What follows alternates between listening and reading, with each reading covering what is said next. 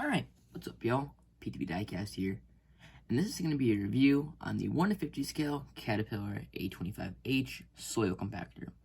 This model was made by Diecast Masters in 1 to 50 scale, and it's honestly probably one of the best out there. Almost the entire model is made of diecast metal, and it has some pretty good detail. Now this review was requested by my buddy Bo, all the way in Australia. His Instagram is Compton Civil Construction. I will also link it in the description of this video. He posts some really high quality pictures, and I would definitely recommend to go check him out. With that being said, let's get right into the review.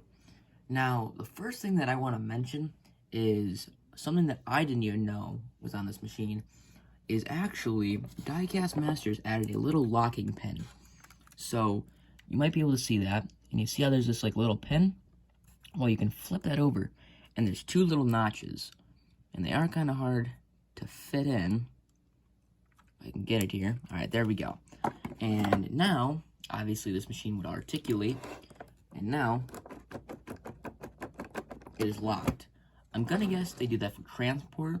I didn't even notice it until, I saw the little pin flapping around. That is a pretty cool detail. Definitely really considered Diecast Masters. With that being said, starting out with the blade. The blade is pretty high detailed. Unfortunately, all the rivets aren't unpainted, but, they are unpainted, but that's fine. Now, your blade movement, it rises up fairly tall, so, definitely do have a good amount of movement. And I think they tried to represent some tilts on the blade, but they didn't really do all that great of it. Now, it does move forward just a tad bit, so it does have a little bit of a cut angle, but nothing much.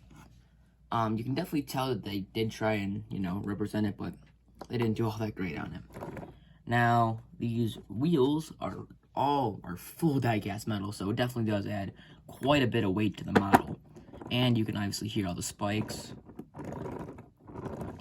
So, it looks like they're all individual sections, as you can kind of tell. There's lines in between all of them. So, I guess that's how they were assembled. Either way, it's really nice. Now, on the back, little, I guess you could say protectors, they pop off with just a few screws, which is honestly quite surprising to me. And these are actually plastic. They do look metal, and they paint matched it fairly well. But, yeah, it surprised me. Anyway, moving on to the driver's side, I really like that they added a little fire extinguisher. That's definitely a really nice detail that I've only really seen on CCM models. So, good to see that they stepped up their game there. This model has plenty of lights, so you obviously have your two main stands of 2 lights each. Then you have 4 cab lights up top, and then in the back, you have 2 reverse lights. So, plenty of lights, and then of course you also have your 2 cab lights up top. Now, this definitely is one of my favorite models out there. It is very, very high quality, or at least what you wouldn't expect it from Diecast Masters, should I say. Now, the handrails are surprisingly to scale, although them and their plastic obviously isn't the greatest, so it is a little bit miscolored, but, that's perfectly fine. Now, on the back of the machine, it does look like it has some opening panels, although they do not open, unfortunately, but, hey, what do you expect? Now, the driver's compartment, it is all gray plastic, but it is fairly detailed. You can see you have a joystick, your steering wheel, your seat. They even represent some cup holders in there, which is really cool. Now, you barely have any foot plating on here, but that's fine considering that you aren't really going to be standing on this machine. So you have a little bit of foot plating right there, right on top of the steps, and then on the back of the model. Now, the only parts that are plastic on this are the wheel, the wheel covers, I guess you could say, the handrails, and then this little hose up here. I wish that was black. It definitely would add a little bit of realism to the model, but, that's fine. Now, the articulation is really, really good on this machine. So there's your turning angle. And then here's it from the other side. And one thing that I've noticed is that this is like, all the hydraulics on this thing are really, really smooth, which is really always good. Now, this definitely is a model that I would recommend, if you are, going to be doing a large, project with dozers and all that. And it does fit up with a D5 really well. I'll actually pull it out of my dial. Now, excuse if it has any dirt on it, but this thing pairs with a D5 really, really well. So you can see the size comparison between the two. And it really just goes to show how large of a model this thing is.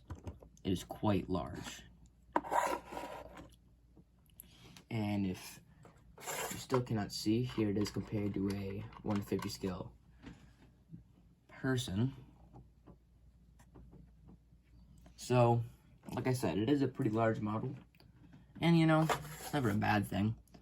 But I definitely do think that the level of detail and just the overall level of die-cast metal that they use in this it has a very good price point.